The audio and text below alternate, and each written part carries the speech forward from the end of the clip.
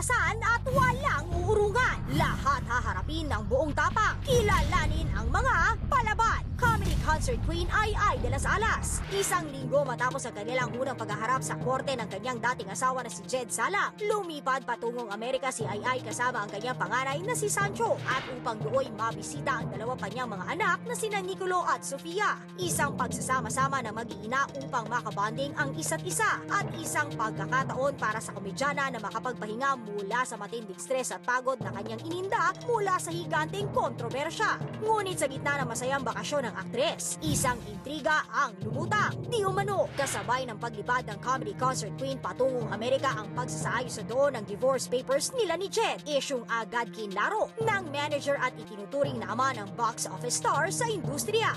I think they're open about it. Hindi ko lang alam kung anong proseso.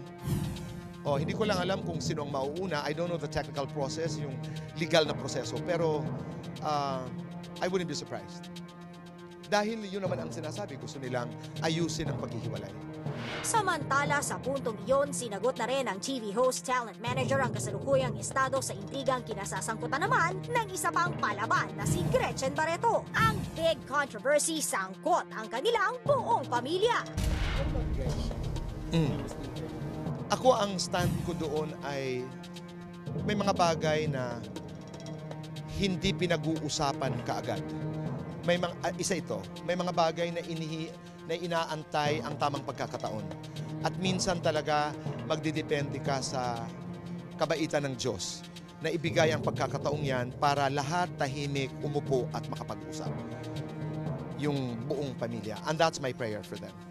Sariwa pa rin ang mga alaala ni Comedy King Dolphy. Hindi lamang sa kanyang pamilya, kundi syempre pati sa kanyang mga fans. Yan ang ating tututukan sa Punto por Punto.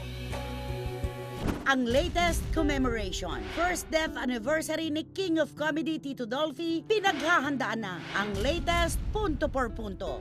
Sa darating na July 10, gugunitain ang unang death anniversary ng hari ng komedya. Ayon sa isa sa mga anak ni Tito Dolphy na si Epi Quizon, magiging pribado lang daw ang naturang event. It's just gonna be a mass for the family. We want it simple, we want it kami-kami. Gusto lang namin talaga magkita-kita ulit as a family and not like last year na yung nung namatay siya, chaotic. So, itong anniversary, we want it more just really solemn. Yung mga close family lang. But the heritage is open. I mean, they can visit my father if they want. Private at solemn man ang pagunita ng pamilya Quizon sa mismong araw ng pagkamatay ni Tito Dolphy. Iniimbitahan naman ni Epi ang publiko na makilahok sa ilang events na naka-line up sa mga susunod na linggo in memory of his loving father. Hulyo rin kasi ang buwan ng kapanganakan ng sikat na komedyante. On his birthday on July 25, I know there's a plan na parang mini birthday celebration ng daddy ko sa Museo Pambata. Inaanyayahan din ng actor-director ang mga kasamahan niya sa industriya na makilahok sa isang running event para naman sa Pidol Foundation. After July 10, we have, with the help of Berwin Mailey, yung Run Tarantantan, he's producing the Botak at Kadla ni Pidol. Ang beneficiary po yung Dolphy Aid para sa Pinoy Foundation. Registration is ongoing right now. SM Moses, saka pwede rin yata sa Facebook page ng Run Tarantantan. It's on July 21 on the Carino Grandstand. Dadaan doon sa statwa ng tatay ko. Isang taon na ang nakalilipas ngayon, pero aminado si Epi na hanggang ngayon ay naaalala pa rin niya ang kanyang yumaong ama. Yung death niya, of course, until now, I miss him. Especially now na isang taon na, parang kahapon lang siya namatay. It's actually what you miss are the simplest things. It's not yung andyan siya, nag-uusap ka, hindi yun eh. Yung miss mo yung amoy niya. May certain amoy ang tatay eh. Yung boses niya. Ang latest punto por punto. So sa Miyerkules, July 10, ay aalalahanin natin ang pagpanaw ng dakilang komedyante, ang King of Comedy na si Tito Dolphy. 1 year na, no? Parang kailan lang. Totoo ka, ang bilis, napakabilis. Naalala ko pa direct, di ba, nandito tayo at tayo talagang nakikiramay. lalo na sa pinsan Oo, mo. kami Oo, noon sa pamilya talagang. Quezon. At saka nang pumunta pa tayo ng wake, hindi ba? Nung makasaysayang gabi ng wake na yun, Oo, di na ba? nagkaroon ng mga kontrobersiya kaganapan. na nauwi sa husgado. Di ba? Pero alam mo, damandama ang pagkawala ni Tito Dolphy sa lokal na aliwan. Alam mo yung maaalala mo siya pag MMFF, maaalala mo pagka mga serye pinag-uusapan, mga sitcom, di ba? At saka ang nakakataka niya, laging pinagpipilitan ng ilan na who will be the next Dolphy, right? There won't be any Wala. Wala next talaga. Dolphy. Siya, nag-iisa lang siya. At mismo si Tito Dolphy, talagang sinasabi niya na hindi ikaw ang magiging ako sa susunod kasi may sarili kang katangian, kayong lahat. Magkakaiba Oo. lahat. Binibigang halaga niya talaga yon. Hindi ko pa nga nakakausap din si Shasha kung ano yung Kumusta magiging na siya? plano nila. Kasi nga, di ba, kung napapansin nila, Nay, may mga parang ginawa si Shasha at yung kanyang mga anak, yung kanyang mga girls, that every time there's a special occasion, na alam nilang maaalala nila si Tito Dolphy, nagbabakasyon sila. Pumunta sila sa ibang lugar, iba yung ginagawa nila. So, I don't know this time kung anong magiging plano niya. Kasi Parang hindi pa naman namin malayo sila sa masyadong kalungkutan at pagiging parang emosyonal. gumagawa kasi sila ng mga panibagong memories nila together at natutuwa kami kasi magkakasama sila lahat mag-iina. Talagang si Kay, si Zia at ganoon din si Coco. Magkakasama silang lahat. Okay, parang si Manang Inday, si Miss Susan Roses, nung pumanaw ang hari ng pelikulang Pilipino, si FPJ, para pala, may nagturo daw sa kanya na para hindi ka masyadong nalulungkot, dahil tabi silang matulog, di ba? Higaan mo yung pwesto. Kung saan siya dati. Oo, Saan siya dati. Kung saan natutulog dati si Parang Tito Ran, pakiramdam kung mo, kaliwa, magkayakap kung kaliwa, lang sa kayo. kaliwa ka. Kung lilingunin mo yung kanan, hindi mo naman gagawin yun dahil dati mong pwesto yon. Ang hahanapin mo yung nasa kaliwa, di ba? Kaya dapat dun ka raw hihiga. Ganun pala yun. Oo. Pero can you imagine that now we have reached that certain point, wala na si FPJ.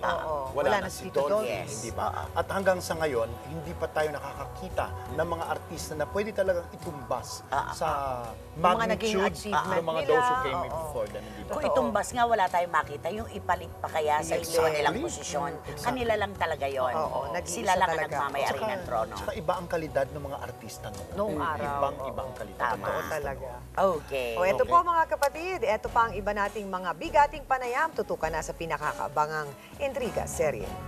Ang latest, Attorney Ferdy Topacio, isiniwalat ang tunay na dahilan tungkol sa pag-urong ng reklamo ni Yasmin kay Baron Geisler. Attorney Lorna Capunan, ipinagtapat ang totoong rason kung bakit kapwa tahimik ang kampo ni na James Yap at Chris Aquino. Kasama ang Justice Council, ihahatid na ang mga detalye sa maintrigang sering ito sa Intriga Serye. Mga kapatid, makakasama po natin ngayong gabi ang mga kontrobersyal na abogado na may mga kontrobersyal na mga kaso. Naku, eto na sila, Attorney Ferdy Topacio at syempre Attorney Lorna Capunan. Ayan. Hello naman po sa inyong dalawa, mga Hi, kumpanyero at Sir Fu. kumpanyera. Sana kayanin ko ito. Carry bells mo yan. Carry bells ko ito. Naku, eto po. Kasi update lang sa inyong mga hinawakan o hinahawakang kaso. Katulad kay Attorney Ferdy, yung sa inyo, ang natatandaan ko yung Baron and Yasmin. Yes, Kasi oo. alam naman natin na si Baron, parang kasuhan nung anak naman ni Miss Yayo at ni William Martinez, si Yes, Patricia. oo, I've heard At about that. Tapos parang na-convict siya or na-grant Na-convict si, siya. Mr. oo. Geisler. Pero yung kay Yasmin, bakit parang hindi umusad yung kaso?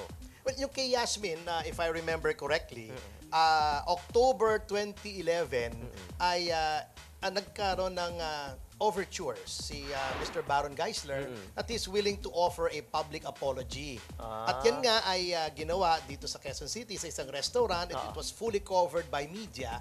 At in-acknowledge ni Ginoong Baron Geisler na nagkaroon siya ng konting pagkakamali at humingi ng kapatawaran. At si Miss Yasmin Curdy naman ay binigyan siya, pinatawad siya at sinabing kakalimutan na niya ang insidente kaya't pinadismiss na namin yung kaso. Pero totoo ba, halimbawa, dun sa kaso ni Patricia, yung anak ka ni Yayo and ni William, pagkakakulong ang magiging parusa? Yes, oo, may kulong yan. Oo. At doon sa sintensya.